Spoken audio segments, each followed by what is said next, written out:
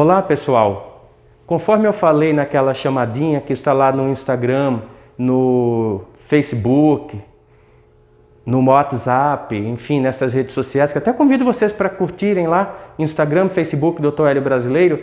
Hoje eu vou falar para vocês aqui nesse vídeo do YouTube a respeito de um problema muito comum, que é o uso do descongestionante. Sabe aquelas gotinhas que você pinga no nariz para destrancar e elas agem rapidamente? Pois é, pessoal, aquilo dali é um perigo. Inclusive, acabei de fazer uma cirurgia de um paciente que usava isso há muito tempo. Essa história toda, como que foi que complicou, vou explicar para vocês já já. Antes disso, eu peço a vocês que se inscrevam no nosso canal do YouTube, ative o sininho para receber as notificações, curtam os nossos vídeos.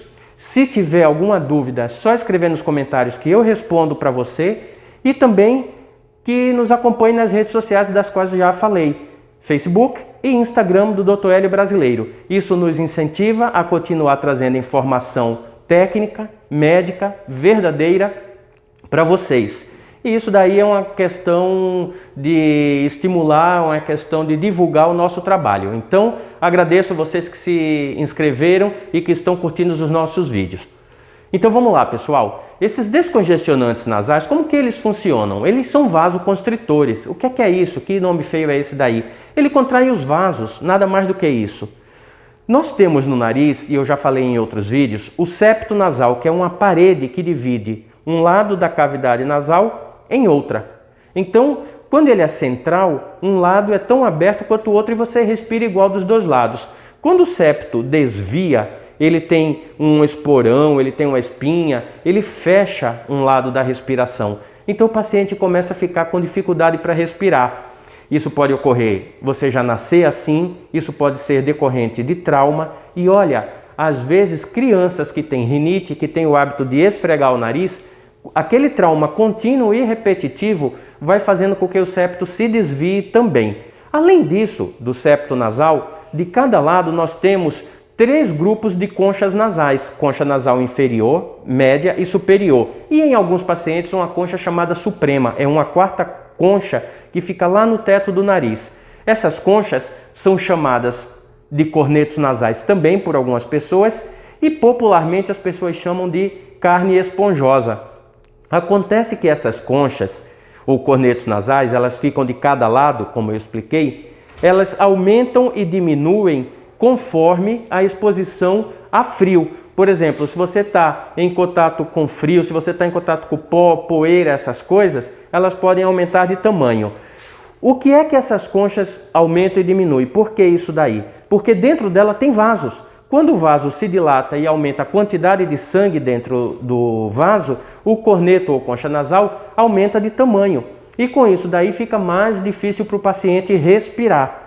Quando você pinga o descongestionante, contrai esse vaso, a concha diminui de tamanho e aumenta a passagem de ar. Acontece, pessoal, que isso daí tem um probleminha. Quando você pinga o descongestionante, o vaso se contrai e depois de um tempo se relaxa.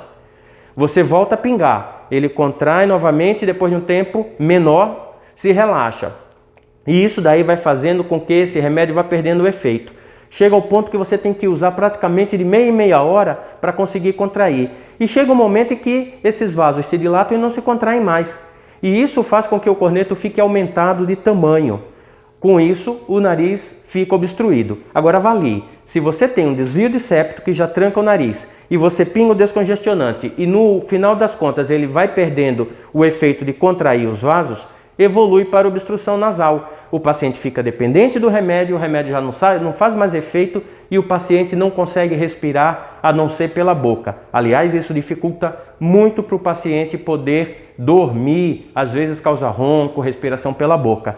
Foi o que aconteceu com o nosso paciente aqui. O que é que eu fiz? Corrigi o septo, nós retificamos o septo, a septoplastia, e cortamos, ressecamos 50% de cada concha nasal. Com isso, a cavidade nasal ficou ampla. Como nós usamos um método endoscópico, nós cauterizamos, acompanhando pelo endoscópio, com bisturi de alta frequência, cauterizamos essas conchas que foram cortadas, demos pontos internos no septo, não usamos splint, não usamos tampão nasal e o paciente está respirando normalmente. O que vai acontecer daqui a algumas horas é que o sangue acumulado na cavidade, o edema, o inchaço, vai fazer com que ele fique com a sensação de que esteja gripado. Hoje é sábado, o paciente recebe alta por volta de 5 horas da tarde, ele vai para casa, sexta-feira que vem ele volta comigo e na segunda-feira seguinte já está liberado para trabalhar. Em casa ele já pode trabalhar a partir de segunda-feira. E como falei, quando ele voltar na sexta-feira não tem tampão, não tem splint, não tem nada para tirar de dentro do nariz dele. Porque fizemos a cirurgia controlada com endoscópio e com bisturi de alta frequência, o que impede o sangramento. Quero dizer que cada paciente é um paciente, foi o caso desse daqui. Outros pacientes podem precisar de técnicas diferentes. Meu nome é Hélio Brasileiro, eu sou médico otorrinolaringologista com área de atuação em medicina do sono. E o meu CRM aqui no estado de São Paulo é número 80768. Um abraço a todos.